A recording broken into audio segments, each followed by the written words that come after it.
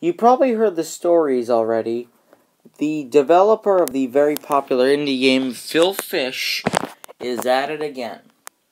And like I said, he's the developer of the popular indie game Fez. I haven't played it, so I can't really form an opinion on it.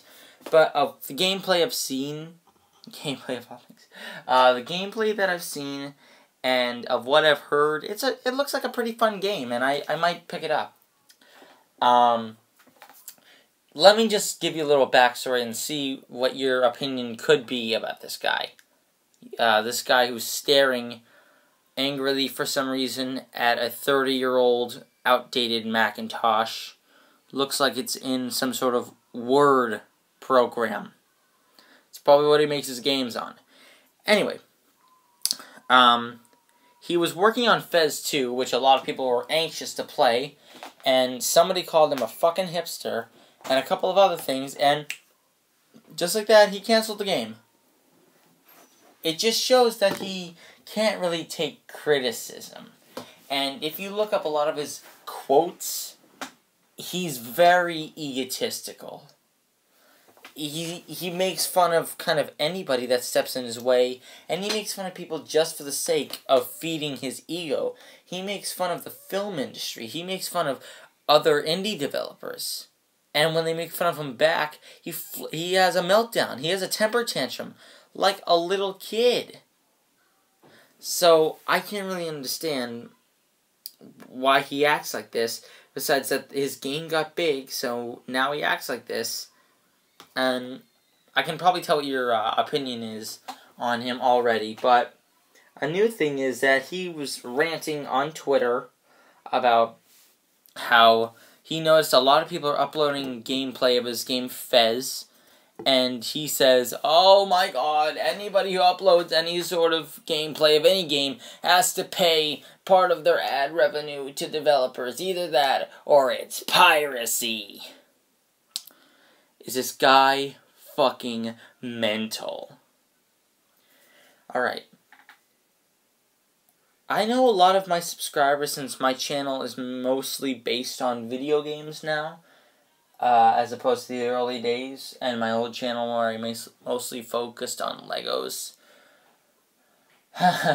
But,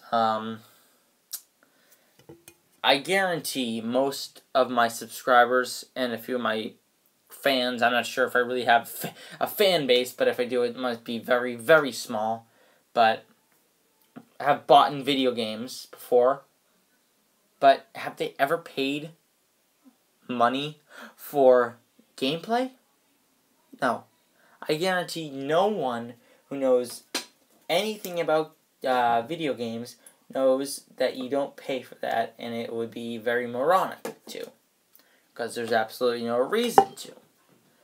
And he goes on by saying, well, you pay for money for a film, it's the same thing. Are you kidding? Are you kidding? A film, okay, let me just break it down. Game developers, game makers make games. They do not make gameplay. They make cutscenes, but that's completely different. Filmmakers make films, and that's all they make. So, you have to pay for their work.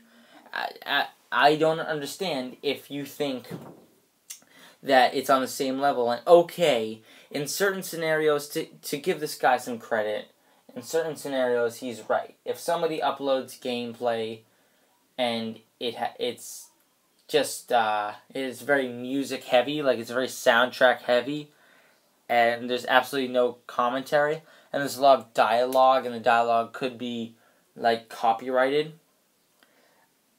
Yeah, I would suggest getting rid of that. And cutscenes, yeah, I would suggest taking that off.